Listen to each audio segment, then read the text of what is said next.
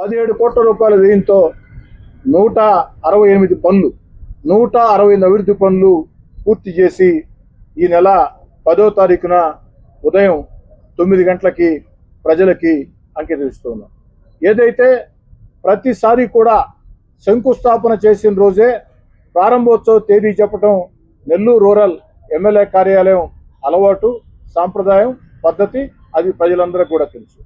అదేవిధంగా 3 నెలల ముందు ఈ యొక్క 168 అభివృద్ధి పనులు 17 కోట్లతో ప్రారంభించాం. 60 రోజుల్లో పూర్తి చేసి ప్రజలకు అందిస్తామని చెప్పిన మాట కట్టుబడి 60 రోజుల్లో పూర్తి చేశాం. అయితే సర్ ప్రక్రియ, అదేవిధంగా సర్ ప్రక్రియ పూర్తయిన తర్వాత గడప గడపకి తెలుగుదేశం పార్టీ ఈ 2 కార్యక్రమాల వల్ల 1 నెల రోజులు ప్రారంభోత్సవానికి ఆలస్యమైంది.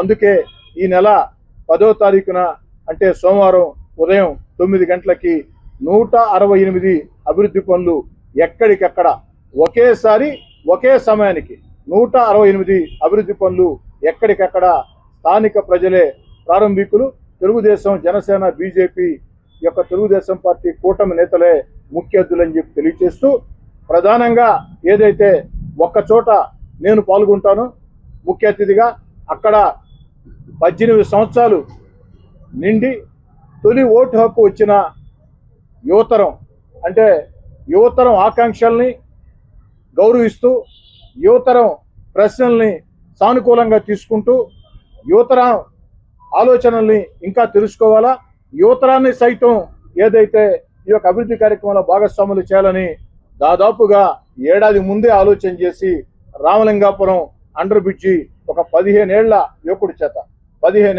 చేత రామలింగాపురం అండర్ బ్రిడ్జిని ఏడాది క్రితమే ప్రారంభించిన విషయం మీకు అందరికి కూడా తెలుసు.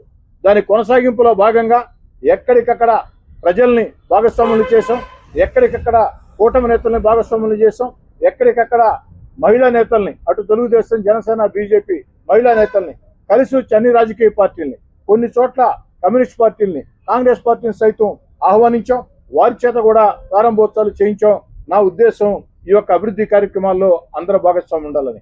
అందుకే యువతరం ఆకాంక్షల్ని గౌరవిస్తూ, యువతరం ప్రశ్నలకి మొత్తం కూడా సమాధానం చెప్పాల్సిన బాధ్యత మనందరి మీద ఉందని కూడా భావిస్తూ, ఆ యొక్క యువతరాన్ని ఆ యొక్క అభివృద్ధి కార్యక్రమంలో భాగస్వాములు చేయాలని ఏడాది క్రితం 15 ఏళ్ల విద్యార్థి చేత రామలింగాపురం అండర్ బ్రిడ్జిని ఏ విధంగా ప్రారంభింపజేశామో అదేవిధంగా రేపు 10వ తారీఖు ఉదయం 9 గంటలకి నేను ముఖ్య అతిథిగా పాల్గొన్న చోట ఇద్దరు యువకులు 18 సంవత్సరాల నిండి ఓటు హక్కు తొలిసారిగా వచ్చిన యువతరం చేతుల మీదుగా ఆ ప్రారంభోత్సవం చేస్తానని చెప్పని కూడా మాట ఇస్తూ, ఇంతటి అభివృద్ధికి నేను 3వసారి ఎమ్మెల్యేని. 2 సార్లు కూడా ఎమ్మెల్యేగా ఉన్నప్పుడు కూడా ఇన్ని అభివృద్ధి కార్యక్రమాలు నేను చేయలేకపోయినాను. కానీ కేవలం 26 నెలల్లో ముఖ్యమంత్రి చంద్రబాబు నాయుడు గారి ఆశీస్సులతో, ఉప ముఖ్యమంత్రి పవన్ కళ్యాణ్ గారి ఆశీస్సులతో, ముఖ్యంగా యువనేత నారా లోకేష్ గారి సహకారంతో, జిల్లాలో ఉండే 2 మంత్రులు పొంగూరు నారాయణ గారు, ఆనవ రామనారాయణ రెడ్డి గారు, పార్లమెంట్ సభ్యులు వేమిరెడ్డి ప్రభాకర్ రెడ్డి గారు, మరో పార్లమెంట్ సభ్యులు వేదా మస్తానరావు గారు, జిల్లా శాసన మండలి సభ్యులు, జిల్లా తెలుగుదేశం పార్టీ అధ్యక్షులు, శాసన మండలి సభ్యులు బేదా రవిచంద్ర గారు, ఇన్ఛార్జి మంత్రి ఫరూక్ గారు, అదేవిధంగా అధికారులు జిల్లా కలెక్టర్ గారి దగ్గర నుంచి కమిషనర్ దాకా, ఏఈల దగ్గర నుంచి ఎస్సీల దాకా వివిధ శాఖల అధికారులు అందరి సహాయ సహకారాలతో, అదేవిధంగా సామాజిక సేవా నిధుల కింద దాతల సహకారంతో ఈ అభివృద్ధి కార్యక్రమాలు వేగవంతం చేస్తున్నాం. అయితే ఈ అభివృద్ధి సరిపోతుందంటే సరిపోదు. నెల్లూరు రూరల్ నియోజకవర్గంలో పూర్తి స్థాయిలో అభివృద్ధి జరగాలంటే, ఏదైతే నెల్లూరు రూరల్ నియోజకవర్గంలో రోడ్లు కానీ, కాలువలు కానీ, కరెంటు కానీ, మంచినీళ్ళు కానీ పూర్తి స్థాయిలో అభివృద్ధి పనులు, ఇంకా రూరల్లో అభివృద్ధి ఏం చేయాల్సిన అవసరం లేదు అని భావించాలంటే మరో 3,000 కోట్ల రూపాయలు, అక్షరాల 3,000 కోట్ల రూపాయలు నిధులు రావాల్సిన అవసరం ఉంది. అన్నీ ఒక్క రోజులో జరుగుతాయంటే సాధ్యం కాదు. ఇప్పటికీ శక్తికి మించి అన్ని ప్రయత్నాలు చేస్తున్నాం.